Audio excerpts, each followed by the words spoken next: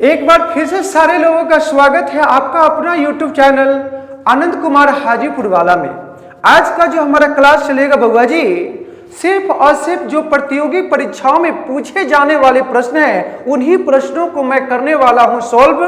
तो चलिए सबसे पहला क्वेश्चन की ओर चलते हैं और पीछे वाले भैया जी थोड़ा सा मुस्कुराते हुए और हाथ में पेन निकालते हुए और कॉपी पर लिखते हुए चलेंगे जिससे कि परेशानी ना हो। और देखते हैं सबसे पहला जो हमारा क्वेश्चन है उस क्वेश्चन का नाम है हमारा कि प्राकृतिक रबर, यानी क्वेश्चन है प्राकृतिक रबर किसका बहुलक है। क्वेश्चन भी मैं लिख रहा हूं प्राकृतिक रबर किसका बहुलक है। तो आप लोग इसका आंसर लिखेंगे आइसोप्रीन। क्या लिखेंगे बुआ जी? आइसोप्रीन। मैं आंसर भी लिख दिया हूं आइसोप्रीन। क्वेश्चन आपसे पूछा जाएगा कि प्राकृतिक रबर किसका बहुलक है तो आप लोग आराम से आंसर मारिएगा आइसोप्रीन। इतना में कोई दिक्कत है रे बुआ? अगला नंबर प्रश्न की ओर चलते हैं और दूसरा क्वेश्चन हमारा आता है कि द्रव लिक्विड। क्वेश्चन कहता है कि द्रव की चौथी अवस्था क्या कहलाती है। कौन सी अवस्था? चौथी अवस्था क्या कहलाती है? तो इसका आंसर हम लोग लिखेंगे प्लाज्मा।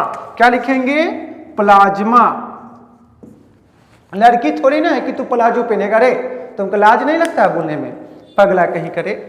अगला क्वेश्चन देखो भैया जी, तीसरे नंबर क्वेश्चन पर हम लोग चलते हैं और अगला क्वेश्चन है कि प्रत्यावर्ती धारा। कौन सी धारा है?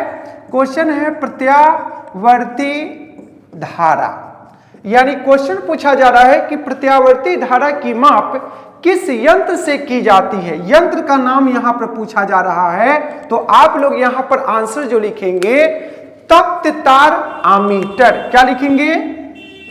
तप्त तार आमीटर, यानी तप्त को बोल सकते हैं हॉट वायर आमीटर। ठीक ना? क्वेश्चन था कि प्रत्यावर्ती धारा को किस यंत्र के द्वारा मापी जाती है तो आंसर लिखेंगे तप्त तार आमीटर। इतना में कोई परेशानी है? अरे पीछे वाला थोड़ा मुस्कुराते चलो, गाते चलो, तब ना मजा आएगा पढ़ने में। पीछे एकदम मुंह लटका के बैठा है।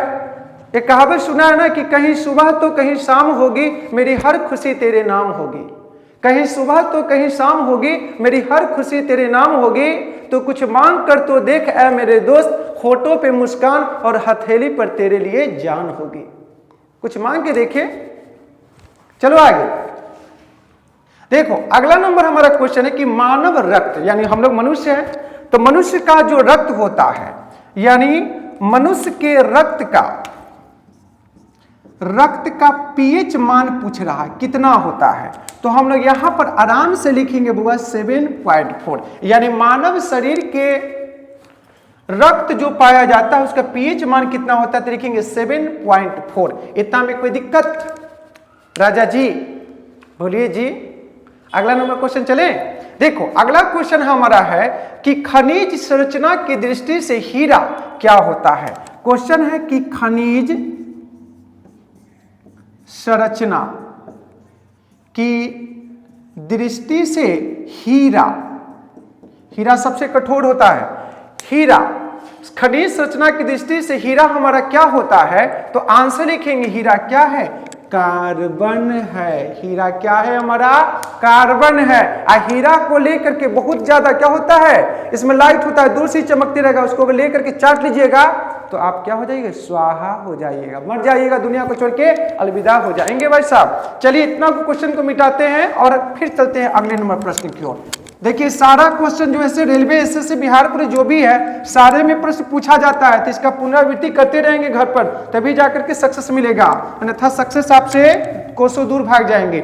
चलो अगला क्वेश्चन की ओर देखो। अगला क्वेश्चन कर रहा है कि ग्रह तो समझते ही है, ग्रहों।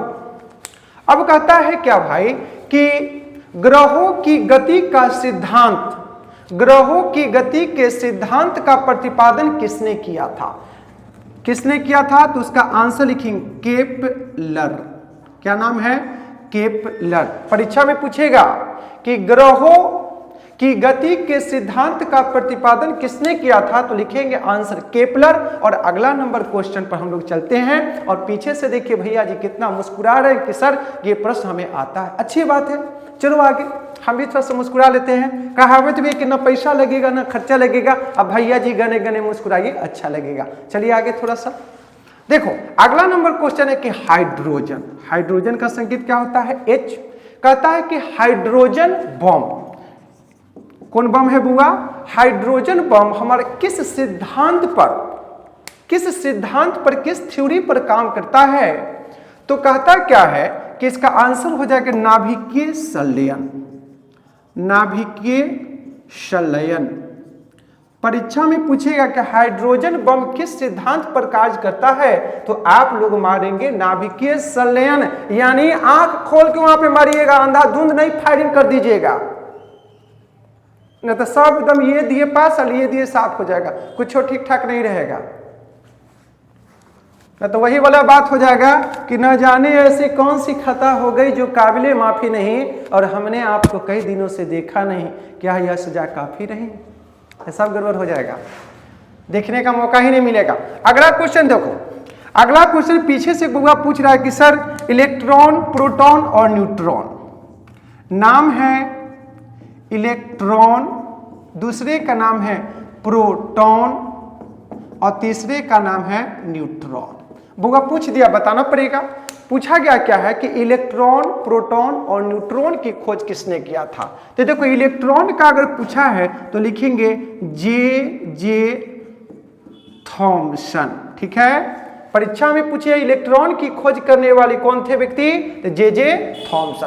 अगला क्वेश्चन पूछे कि प्रोटॉन की खोज किसने किया? लिखेंगे गोल्ड एस्टीन, गोल्ड एस्टीन। और न्यूट्रॉन का खोज कौन किया था? लिखेंगे जेम्स चैडविक, जेम्स चैडविक। और गोल्ड एस्टीन ने 1911 में किया था रे बुआ।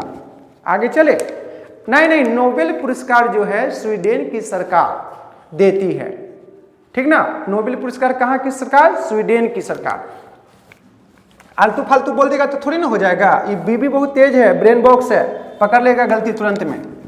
अगला नंबर क्वेश्चन की ओर चलते हैं बुआ। इलेक्ट्रॉन, प्रोटॉन, न्यूट्रॉन हो गया। अगला क्वेश्चन कहता है कि हीरे के संबंध में कैरेट क्या होता है? यानी क्वेश्चन पूछा गया है कि हीरे के संबंध में कैरेट क्या होता है, ये हमारा क्वेश्चन है। तो इसका आंसर लिखेंगे हीरे के भार का मात्रक होता है। कैरेट क्या होता है? हीरे के भार का मात्रक क्या होता है? हीरे के भार का मात्रक। यानी क्वेश्चन था कि हीरे के संबंध में कैरेट क्या होता है, तो हीरे के भार के मात्रक के बराबर होता है। ये बात समझ में आ रहा है? नहीं, विटामिन की खोज फंक ने किया था, कल पढ़ाए थे आपको हम। हाँ, आगे चले बुआ। देखो इतना में तो कोई दिक्कत नहीं है। हीरा कठोर होता है, उसको कभी लेकर के चाट नहीं लीजिएगा, ना तो सीधे कहानी खत्म हो जाएगा। देखो अगला क्वेश्चन हमारा है कि गैल्वेनीकृत, गैल्वे नाम क्या लिखे हम? गैल्वेनीकृत, यानी गैल्वेनाइजेशन इसको भी बोल सकते हैं। गैल्वेनीकृत लोहे पर किसका परत होता है? परत समझते हैं, उसका लेयर जो चढ़ाते हैं सो। तो इस पर हम सब लिख सकते हैं क्या भाई? जिंक का। क्या लिखेंगे? जिंक की परत होती है। किस पर? लोहे के परत पर किसका होता है? जिंक। गैल्वेनीकृत लोहे पर किसकी परत होती है? जिंक की। अगला नंबर क्वेश्चन पीछे से हम बोलने ही वाले थे कि पीछे से भैया जी ने पूछ दिया कि सर विज्ञान दिवस कब मनाई जाती है और किसके याद में मनाई जाती है? Good question. देखो आपने क्वेश्चन पूछा है कि राष्ट्रीय विज्ञान दिवस कब मनाई जाती है, तो आंसर हम लोग लिखेंगे यहाँ पे कितना है? 2 पर 8 28। 28 के पिछवाड़ा में जोड़ दीजिए फरवरी। 28 फरवरी, 14 फरवरी वाली बात नहीं है, वैलेंटाइन डे प्रपोज डे, ये सब वाली बात नहीं है। यानी 28 फरवरी को हम लोग मनाते हैं क्या? राष्ट्रीय विज्ञान दिवस। और दूसरा क्वेश्चन पूछा बउआ ने कि किसके याद में, तो लिखेंगे सीबी रमन। नाम क्या है? CB रमन यानी चंद्रशेखर वेंकट रमन। और इनको 1930 में स्पेक्ट्रम ऑफ लाइट के लिए इनको नोबेल पुरस्कार से सम्मानित किया गया था। किस पुरस्कार से? नोबेल पुरस्कार से सम्मानित किया गया था। CB रमन साहब को, ये वैज्ञानिक हैं और स्वीडन की सरकार नोबेल पुरस्कार क्या करती है? प्रदान करती है, जो उत्कृष्ट कार्य करता है। और नोबेल पुरस्कार 6 क्षेत्रों में दिया जाता है। 6 साहित्य, शांति, चिकित्सा, भौतिकी, रसायन और अर्थशास्त्र। यानी न परीक्षा में आपसे पूछेगा कि नोबेल पुरस्कार किस देश के द्वारा प्रदान की जाती है, तो लिखेंगे स्वीडन के द्वारा। और नोबेल पुरस्कार कितने क्षेत्रों में, तो लिखेंगे 6 क्षेत्र में। पहले था 5, अब हो गया 6। फिर से सुन लीजिए उसका नाम: साहित्य, शांति, चिकित्सा, भौतिकी, रसायन और लास्ट में अर्थशास्त्र। नहीं, अर्थशास्त्र के क्षेत्र में सबसे पहले दिया गया था अमर्त्य सेन को, डॉक्टर अमर्त्य सेन को अर्थशास्त्र के क्षेत्र में नोबेल पुरस्कार। और साहित्य के क्षेत्र में दिया गया था सबसे पहले रविन्द्रनाथ टैगोर को गीतांजलि के लिए दिया गया था। गीतांजलि उनकी क्या है? प्रमुख रचना है। रविन्द्रनाथ टैगोर जिन्होंने जन गण मन गाया है, भारत का राष्ट्र गान है, जिसको गाने में कितना सेकंड का समय लगता है रे बुआ? 52 सेकंड का समय लगता है। चलो अगला नंबर क्वेश्चन। अगला नंबर क्वेश्चन है हमारा कि विद्युत मोटर का कार्य क्या है? देखो, ये है विद्युत मोटर। इसका पूछ रहा है कि फंक्शन क्या है, इसका वर्क क्या है। कल हम लोग लिखे थे कि डायनमो का क्या कार्य, तो वो था कि यांत्रिक ऊर्जा को विद्युत ऊर्जा में कन्वर्ट करता है। ये उल्टा करता है, ये हो जाएगा विद्युत ऊर्जा को यांत्रिक ऊर्जा में। कौन? विद्युत मोटर। यानी विद्युत ऊर्जा को यांत्रिक ऊर्जा में जो कन्वर्ट करे उसे कहते हैं विद्युत मोटर। और डायनमो का कार्य होता है यांत्रिक ऊर्जा को विद्युत ऊर्जा में परिवर्तन करना। एक क्वेश्चन घुमा के पूछेगा राजा जी, आप उसे फंसिएगा नहीं, ना तो फंसिएगा तो पिछड़ जाइएगा। चलिए आगे। अगला नंबर क्वेश्चन देखिए, पीछे से क्वेश्चन पूछ रहा है बुआ हमारा, अच्छा क्वेश्चन पूछ रहा है, कहीं से पढ़ा हो रहा है? करे पूछ रहा है कि सर जी वसा में घुलनशील विटामिन कौन कौन होता है? देखो A, D, E, K, ये 4 गो जो विटामिन देख रहा है ना, आँखिया से लौकत हवा थोड़ा लौक रहा नहीं, तो 4 गो जो vitamin A, D, E, K, ये वसा में घुलनशील है। और पानी में कल बताए थे कि घुलनशील विटामिन 2 गो है, एक का नाम है विटामिन B और दूसरे का नाम है विटामिन C। बात क्लियर हो गल हो? चलिए आगे देखिए, झांक के चल आगे होगा। देखो अगला नंबर क्वेश्चन पूछ रहे हैं हमसे कि पृथ्वी का औसत घनत्व क्या है? हमारा जो अर्थ है उसी को ना कहते हैं पृथ्वी। अब पृथ्वी का औसत घनत्व यानी डेंसिटी कितना है ये पूछा जा रहा है, तो इसका आंसर लिखेंगे 5.5 ग्राम लिखेंगे और उसके बाद प्रति कर देंगे। आप प्रति के साथ साथ में लिखेंगे घन सेंटीमीटर। क्या लिखेंगे? घन सेंटीमीटर। 1 मीटर बराबर 100 सेंटीमीटर होता है। 100 सेंटीमीटर बराबर 1 मीटर होता है। पीछे से पूछ रहा है वो क्वेश्चन कि 1 हेक्टेयर बराबर कितना वर्ग मीटर होता है, तो 1 हेक्टेयर बराबर 10,000 वर्ग मीटर होता है। 1 हेक्टेयर बराबर कितना वर्ग मीटर?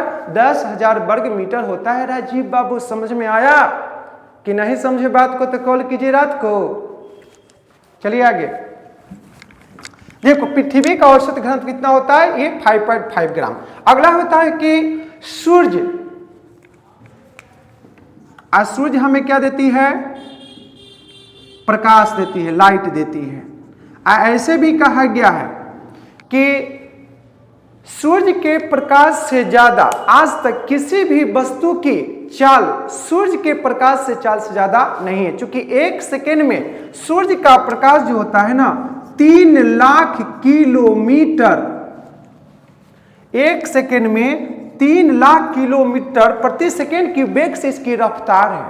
आज सूर्य का प्रकाश को पृथ्वी तक आने में 500 सेकेंड का समय लगता है। करीबन 8 मिनट 20 सेकेंड का समय पृथ्वी तक आने में लगता है और लगभग सूर्य पृथ्वी से, यानी ये हमारा पृथ्वी है, अब पृथ्वी से सूर्य की दूरी अगर पूछा जाए तो लिखेंगे लगभग 15 करोड़ किलोमीटर है। अब 15 करोड़ किलोमीटर से सूर्य के प्रकाश को आने में 8 मिनट 20 सेकेंड का समय लगता है भैया जी, और 1 सेकेंड में 3 लाख किलोमीटर रफ्तार से क्या होती है, चली जाती है। यानी 3 लाख किलोमीटर की दूरी तय करती है कितना सेकंड में, मात्र 1 सेकंड में। कथी का प्रकाश, सूर्य का प्रकाश। तो हम लोग क्वेश्चन से थोड़ा भटक गए थे, थोड़ा आगे बता दिए थे। क्वेश्चन हमारा पूछा जा रहा है कि सूर्य सदैव पूर्व में निकलता है।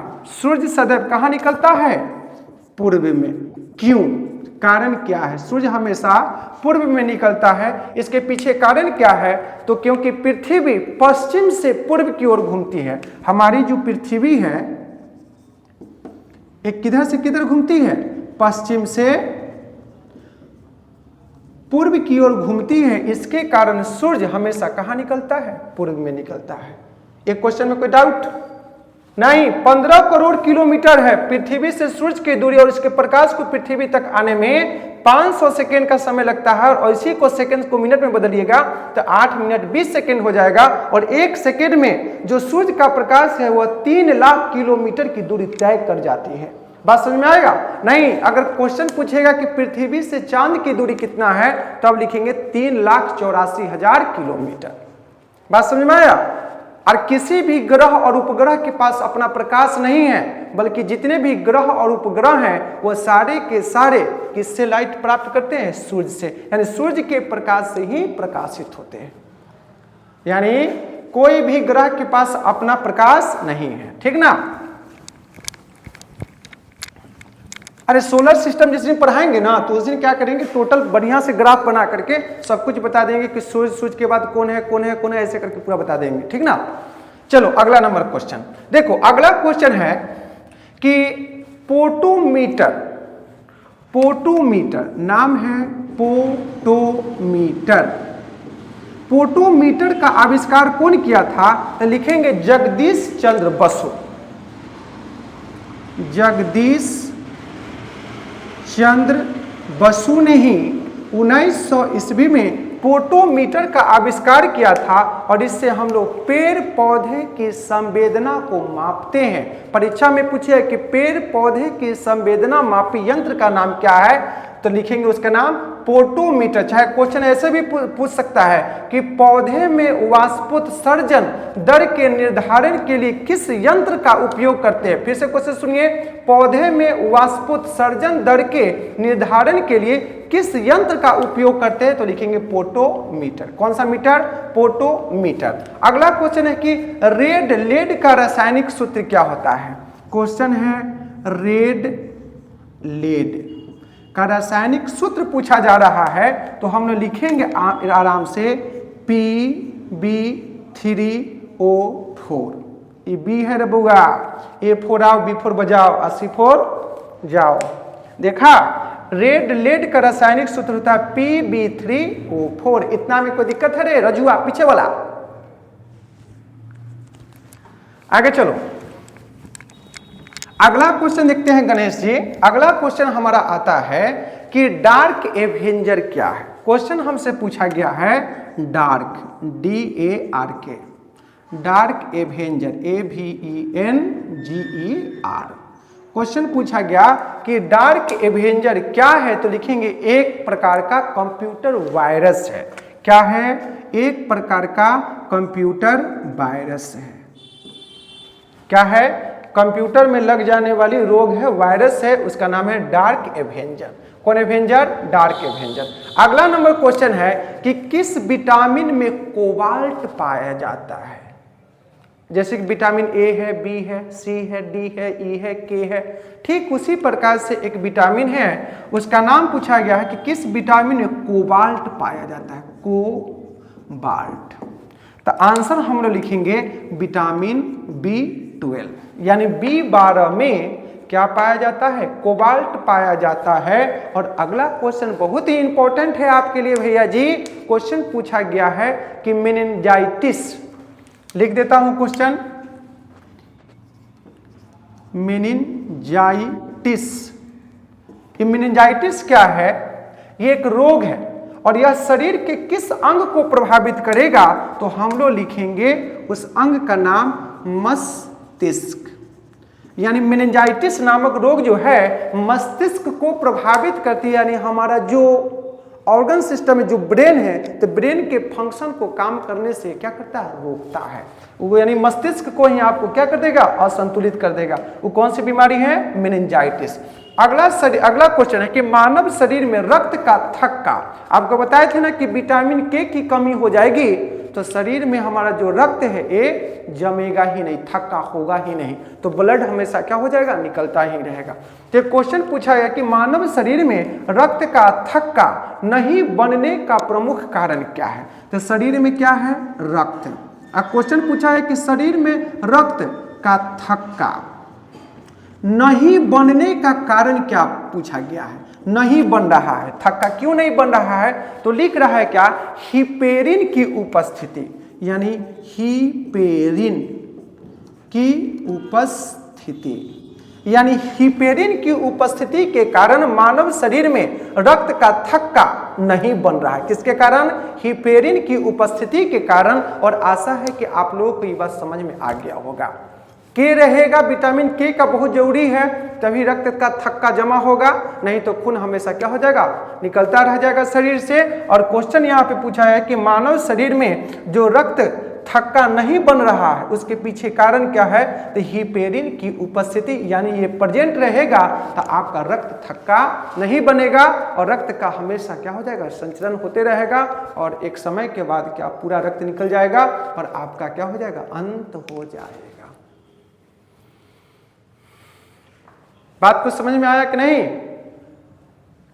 इतना में किसी को कोई परेशानी है? पीछे वाले भैया जी बताइए, इधर से बताइए, गणेश जी, शंकर, इधर से बताइए, विशाल, किसी को कोई परेशानी नहीं? ये सारा का सारा जो हम साइंस का क्वेश्चन पढ़े थे, करीबन 20 से 25 से प्लस क्वेश्चन हम पढ़ चुके हैं। तो ये सारा क्वेश्चन को आप लोग अपने ब्रेन में सेट करने का कोशिश करेंगे। ऐसा नहीं कि कॉपी की बातें कॉपी में ही रह जाए तो मालूम पड़ेगा कि कुछ पढ़ने का फायदा नहीं है। कहावत है कि दिल की बातें दिल में ही रह जाए तो फिर पता ही नहीं चलेगा। इजहार तो किसी न किसी को करना ही पड़ेगा, तभी ना जाके उसको पता चलेगा कि हमारे प्रति कौन मोहित हो रहा है, कौन प्रेरित है हमसे, ठीक ना? तो दिल की बात बताना पड़ेगा। चलिए बस आज के लिए इतना ही रहने दिया जाए भैया जी, बस आज के लिए। किसी को कोई डाउट है क्या? हम कुछ बोलने वाले थे, जय हिंद जय भारत, आप बीच में कुछ टोक दिए नहीं? अच्छा चलिए ठीक है, आज के लिए बस इतना ही।